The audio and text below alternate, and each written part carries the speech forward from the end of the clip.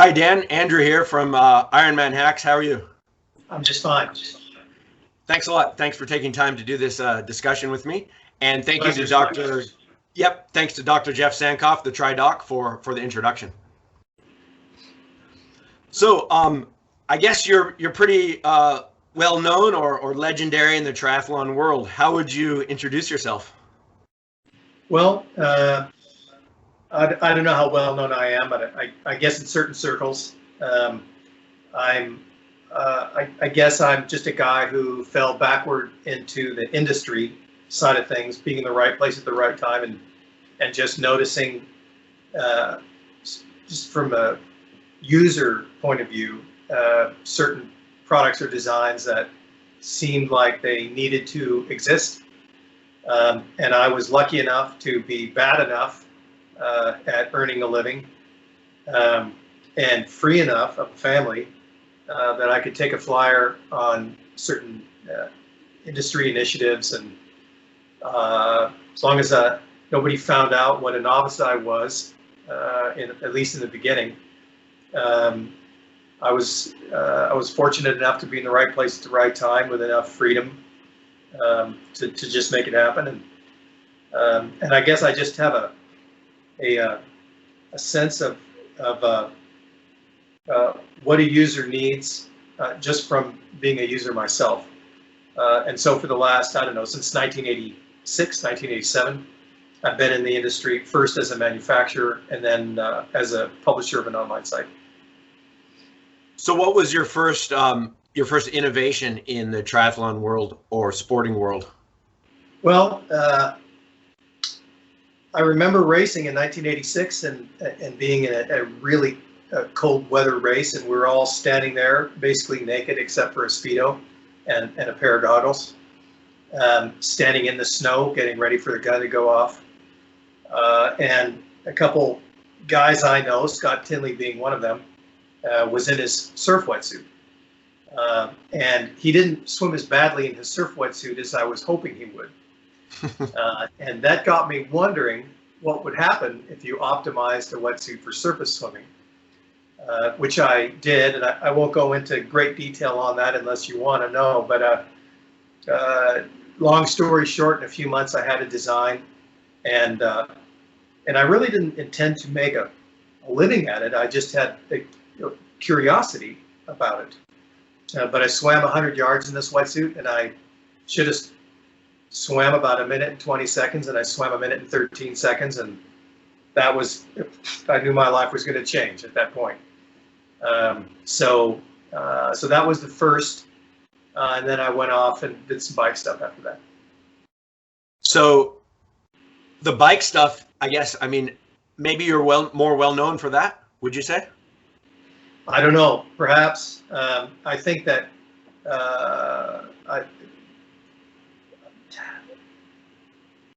bikes are interesting. It's an interesting phenomenon because as a runner, which is what I came up as, it's a grunt sport. You just put on a pair of running shoes and go, and that's it.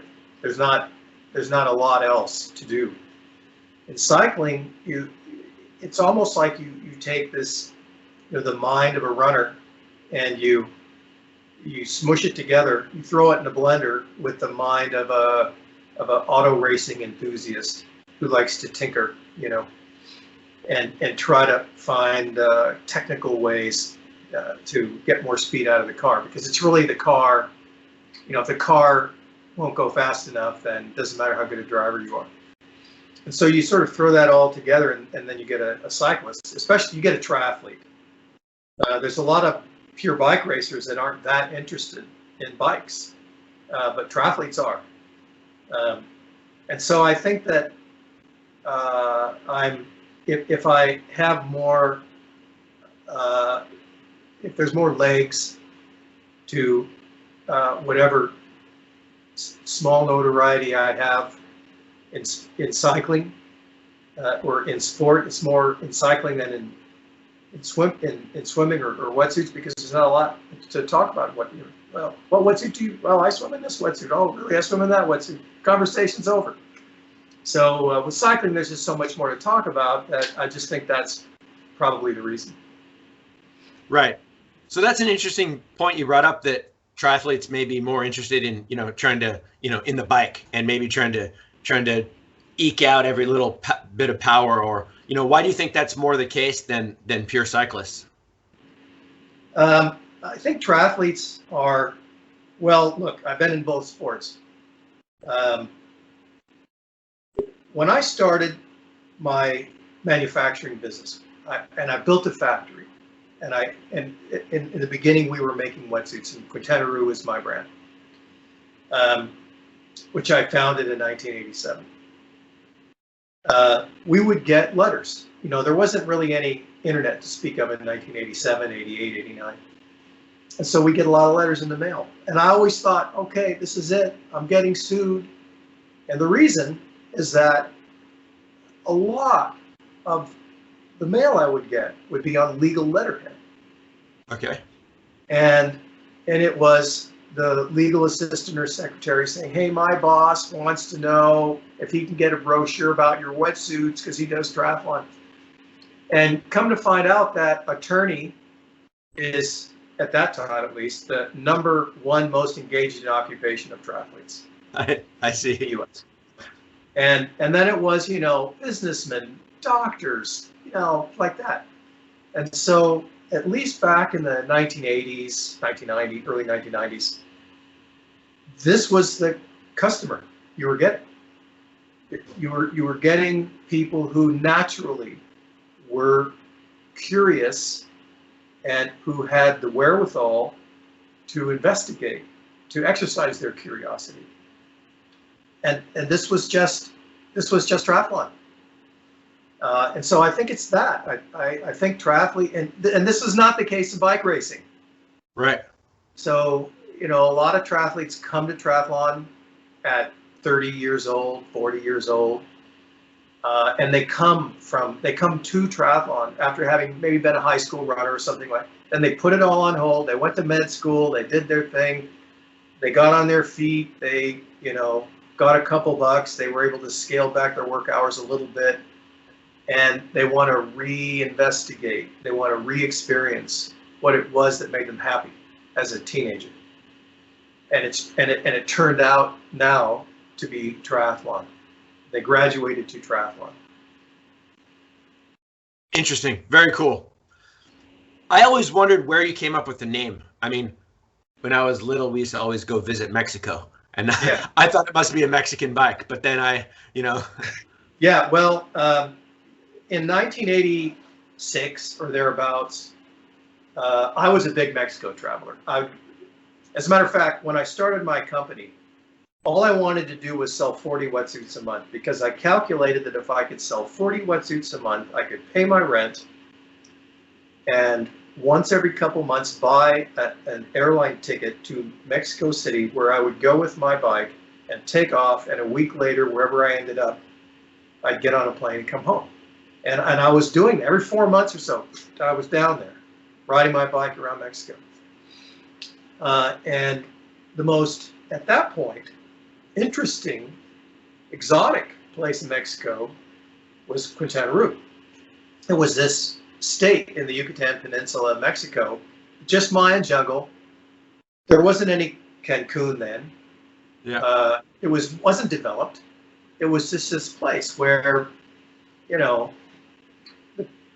people were Mexicans, but they didn't even speak Spanish. They still spoke whatever the pre-Columbian dialect was. And I needed a name for my company. And I thought, that name doesn't even sound Spanish. It just sounds cool. Yeah. And there was a 19th century statesman, and that was his last name. Okay. Don't know where it came from, but that was it. He's on the 20,000 peso bill. At least he was on that bill before they revalued the currency at 1,000 to 1. So that's him, and that was the name. And honestly, it worked out well, because so many people reached out just to ask that question. That's great. That's not doing yourself very much justice, though. I mean, it's not the merit of the name, but it's really, you came up with the new geometry, right? Well, in bikes, yeah. I mean, 1987 was sort of it was a technological sort of, BC AD bifurcation, where everything prior to 1987 was old tech.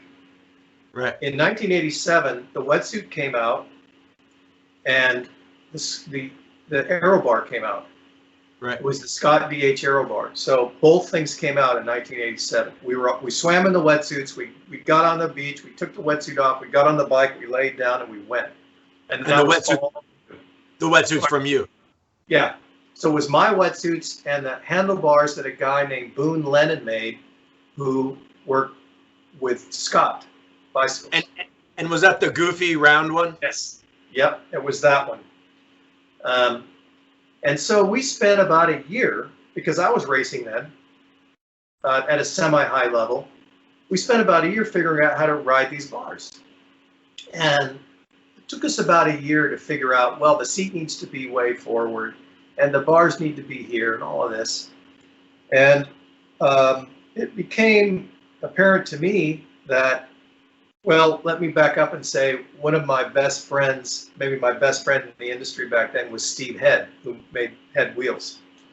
Right. And I was with Steve the first time he saw his first set of Scott aero bars. And he's always been an insightful guy.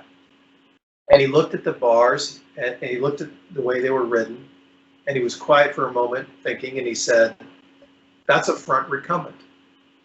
And he was dead right. And when you look at it that way, it unlocks. You're out. You as a bike designer, you're let out of prison. Right. Because nobody would ever design a recumbent bike frame with any thought of retaining the geometry of a road bike frame. And so if you realize that you rest your body both on the back of the bike, on the saddle, but you also rest your body skeletally on the front of the bike with the aero bars, then you realize why it's possible for you to move forward on the bike. And the only thing then that I did was simply draw lines from the bottom bracket to where you were sitting and where your arms were, connected the lines with frame tubes, and that was my geometry. So I didn't invent a position. I see. I invented a bike to accommodate an already existing position for which there was no bike.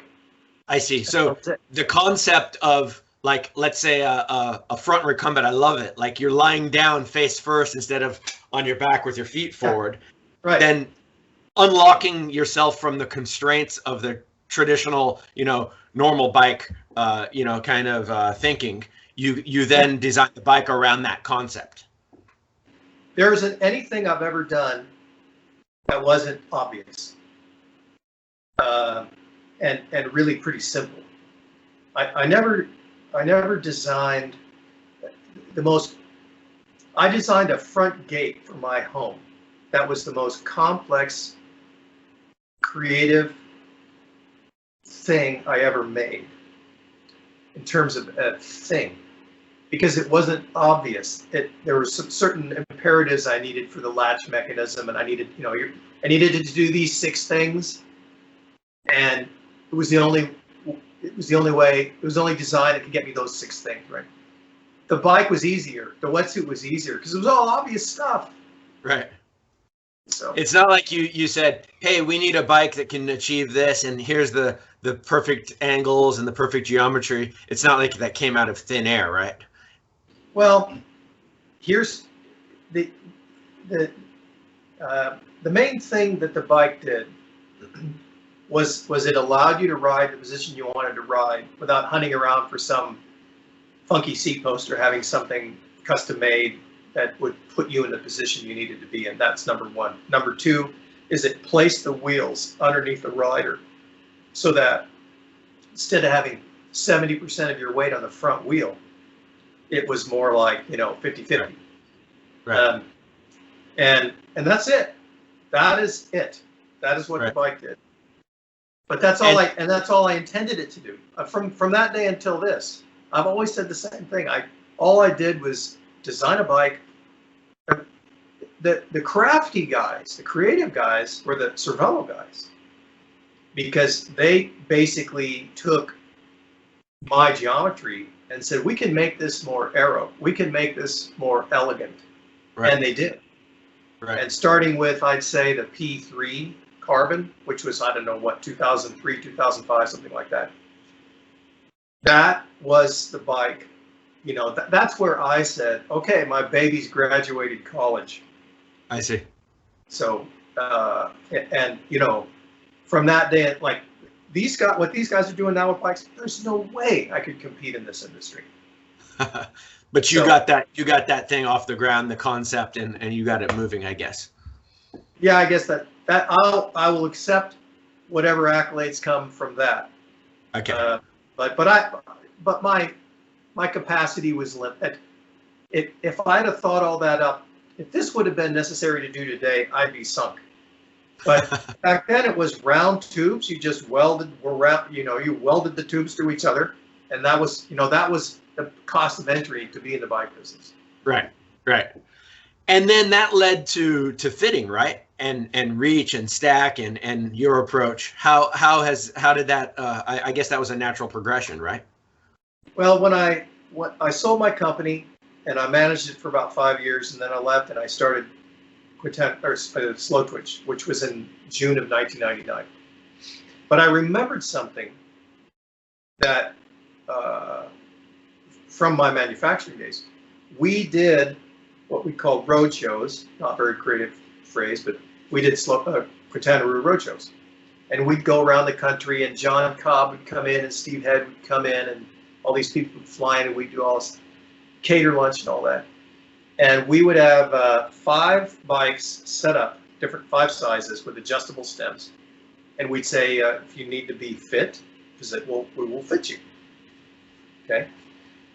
And the line was like, it was around the block. It was like a line to get your COVID vaccine. And we'd say, okay, there's lunch being served. It's free. It's over here. And the people, these guys, not if I lose my place in line for the bike. Right. So I never forgot that. And in 2002, I thought, okay, we're going to start a bike fit school. And without going into big detail, the 2 things about that school are, number 1, I wanted to fit people as they were riding their bikes, as opposed to just fitting by arm length. And I wanted people to be riding their bikes. Now I'm in a position. So that's number 1. Number 2 is fitting is a 2-part process. The first part is I'm going to get you in the right position. The second part is prescriptive. Now that I have you in the right position, what bike is that? And back then, in 2003, this stymied me, because we couldn't just say, well, you need a top tube of 54 centimeters, because where that top tube ended depended on how steep the seat angle was. If a steeper seat angle would push the top tube forward and you'd be more stretched out. So there was no metrics about the bike that described in an absolute way how tall is this bike and how long is this bike for fitting purposes. And so I came up with the terms stack and reach, which is simply it's the rise and run from the bottom bracket to the head tube top, where the stem and everything attaches to the bike. And I didn't do it, I never in a million years thought that every bike made on their geometry chart would have stack and reach, as right alongside chainstay and bottom bracket drop and head tube and all that. I just needed to have a way to compare one bike to the next bike to the next bike, so that I could prescribe. It was only to be used in my fit system. Right. But then I had certain people like from Trek and Cervelo saying, whoa. We're using stack and reach as design inputs now for when we make bikes. which Okay. I never thought of. Okay. I see. So it was one of those things that just took off. I mean, I never had a huge ambition for all of that. Amazing. Yeah. Amazing. It's interesting because I mean those are the main things that we all refer to, but that may not have been your intention. So it seems like that's stuck. Okay. Well, if you had to give 2 or 3 simple tricks to a faster race, what would you say? I mean, of course, nothing beats hard training and, consistent training and all those things. But well, before I answer that, I want to ask you a question because yes, please, if you don't mind, because you're an American, That's right. American in Paris, but you're an American in Singapore. We've had a lot of people from Singapore, Macau, Philippines, Japan, so forth, China, come to our fit school. Yep. Can you tell us? Well, can you tell me? I guess, and your listeners. Well, first of all, how spot on was Crazy Rich Asians? Was it spot on, or was it? I would say it exists for sure. Is that loved or hated movie in Singapore? Yeah, people liked it. People here liked it because it's something that it gives our small island a little bit of credit or notoriety, but it's obviously it's exaggerated and so forth. But it's exactly probably that way for many people here. And I would say, I mean, there's tons of money here, and when it's just like tri bikes, okay, or even in places that are like not as well to do. I'm talking like Indonesia, Vietnam, Philippines, Malaysia. When we go racing there, everybody has the latest and best, $15,000 integrated bike, no matter what. Speaking of Mexico, that was an interesting thing. After I started making bikes and triathlon got bigger in Mexico, when I was racing in Mexico, triathlon is like polo in Mexico. It's the sport of king. Right. And everybody who does it is wealthy. Right. And of course, Singapore is just wealthy anyway. But when you race, do you do sort of an expat circuit? I mean, do you go to Hong Kong and Macau? It's like, because everything's relatively close together. Yes. Yes, everything's close together. So I mean, when it's great here. It's like living in Singapore, traveling to Hong Kong or any of these other places. It's really easy. I mean, it was easy before COVID, right? But obviously, this is like the hub, right? And so we have direct flights to everywhere. And we don't have really, I mean, there are races in every one of these places, but as far as like bigger races, like Ironman branded races or challenge races, they're mainly in Philippines, Malaysia, Vietnam, China, lots of them in China, Japan, Korea, Taiwan. Now you can race there, all those places, right? Yep, I've raced in most of those. And it's usually like a 3-day weekend. Usually we spend 1 or 2 more extra days just for fun, get a place on the beach, usually at the race start. And it's easy. It used to be all expats. It used to be all, Caucasians. But when you go there now, when you go to, Vietnam 70.3, is it or China? Yeah. Is it more now, Vietnamese people racing in triathlon, Chinese people racing in triathlon, or what? It's a great question. You're very right. It's very heavily expat, like British, American. It's basically white people.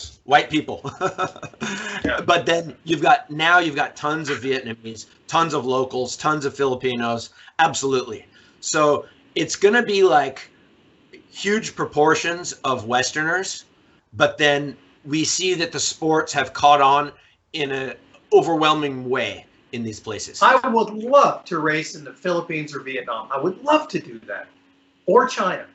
Yeah. I mean, if it's the right part, I don't want to race in some place where I got to wear an N95 mask, but if it's way out, out west or something.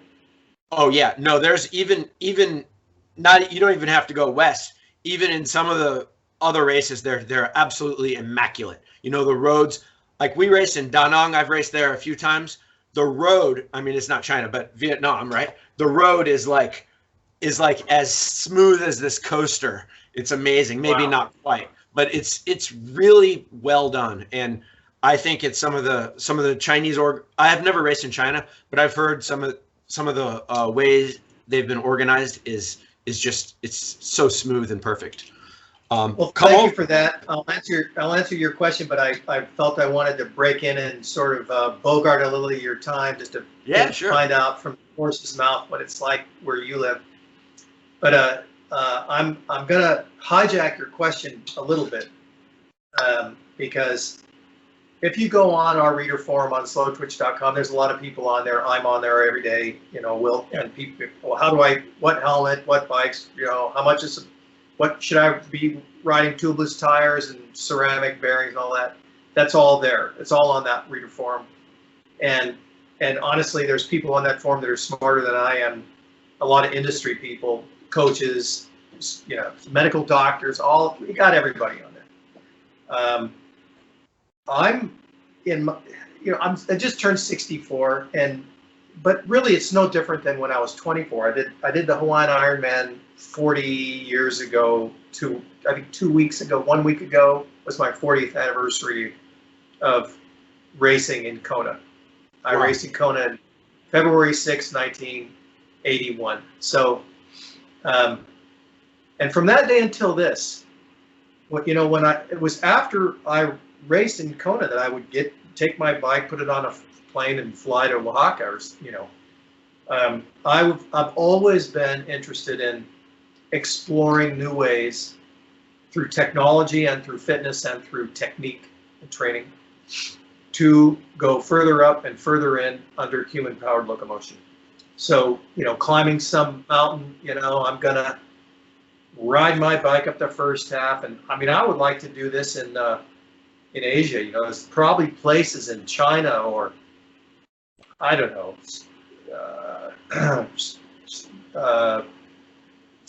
Vietnam or Burma or what's around up in there, where sort of China meets the Himalayas, where you could go from the bottom to the top of something, and if you had the right equipment, you could do it all non-stop. And you might have to change, right, from running to ice climbing or something like that. That's what turns me on. And yes, I love to race. I'm doing a Zwift duathlon tomorrow. Right. So I will be racing a multi-sport race tomorrow. I love to race. Love to get with other people in a group, have the celebration of the race. To me, it's the party. It's the celebration. That's when we all get together, right? But nothing replaces the solo stuff I've done, where if I fall, I die because I'm in the middle of nowhere and there's no one to get me. That's just as thrilling in a different way. And so what I want most for people who enjoy multisport, the thing I want for them more than anything else is, if you're 24, I want you to be doing it at 64, because that's been the greatest gift to me in my life. Right. Is find a way, find a stasis, right. Don't burn the candle too hot. Figure out some way, make a peace with your sport. Come to an agreement with your sport that allows you to do it for your whole life. Because there's never been a time in my life where I was happier not training than training. That's really good. I love hearing that. I just bought my mom Joe Friel's book, Faster After 50. She's 70 something, 70, 78, 79. And yeah, so I think seeing her still running and cycling now and then, not really racing. Well, she was the oldest one in Busselton, Australia in 2018, I think. But she just did the relay and the run, so that's really cool. So, but I do see people getting burned out. I do see people quitting, And sometimes, you know, I've burned the candle from both ends too, and maybe I should keep that in mind. I think that's a really wise thing to look after, especially from someone who's been doing it since the late 70s or early 80s. Well, I love riding my tri-bike, and the reason I love riding my tri-bike is I spend most of my time on my gravel bike. Okay. If I spent all my time on my tri-bike, I might get tired of it. And so, you know, that's, anyway. Keep that balance. Well, thank you very much, Dan. Really appreciate your time. Oh, it's my pleasure. It's been great. Thank you.